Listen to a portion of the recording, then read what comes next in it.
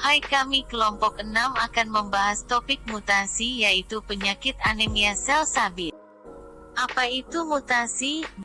Mutasi adalah perubahan yang terjadi pada bahan genetik, baik pada taraf urutan gen maupun pada taraf kromosom.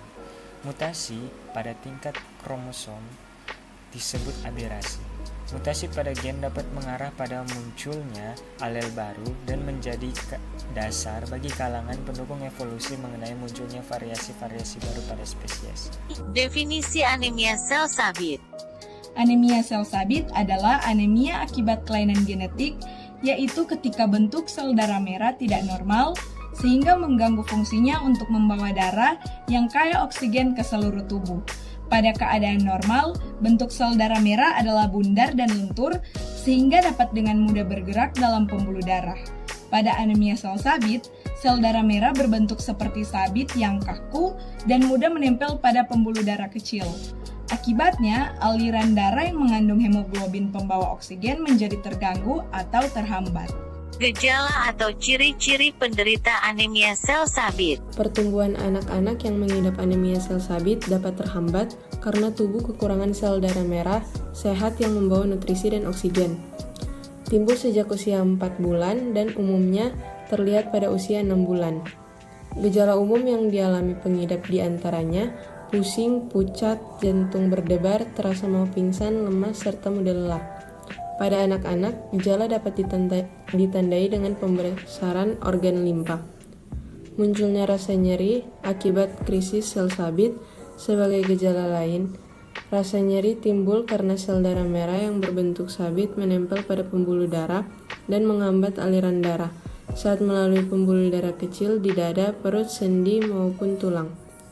Rentan terserang penyakit infeksi mulai dari yang ringan hingga yang berat, akibat dari kerusakan organ limpa yang bertugas melawan infeksi. Terjadinya kerusakan retina dan menyebabkan gangguan penglihatan.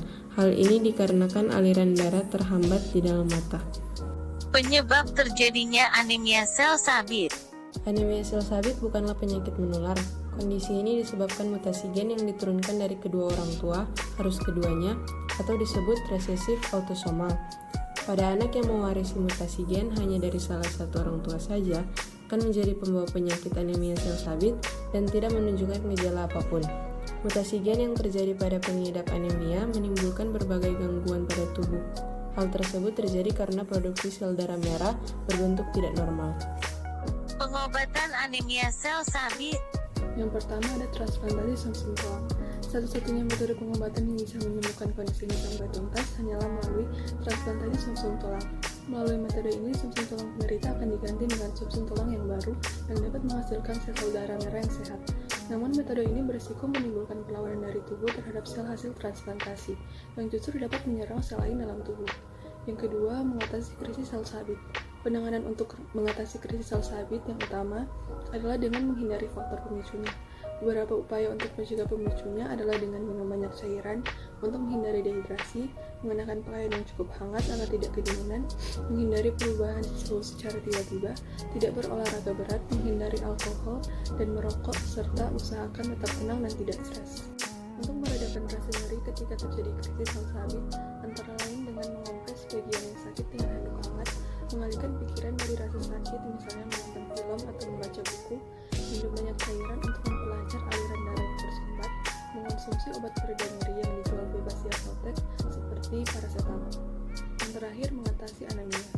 Untuk mengatasi gejala anemia, dengan rutin mengonsumsi suplemen asam folat dapat menstimulasi produksi sel darah merah. Jika anemia tergolong berat, maka diperlukan transfusi darah untuk meningkatkan jumlah sel darah merah.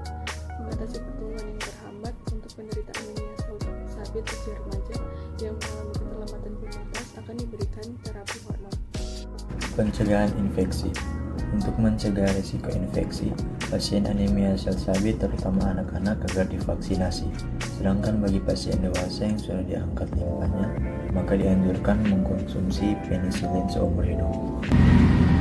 Pencegahan stroke. Untuk mencegah risiko stroke, dianjurkan untuk menjalani pemeriksaan ini. Tingkat aliran darah di dalam otak bisa dilihat. Pencegahan anemia sel sabit.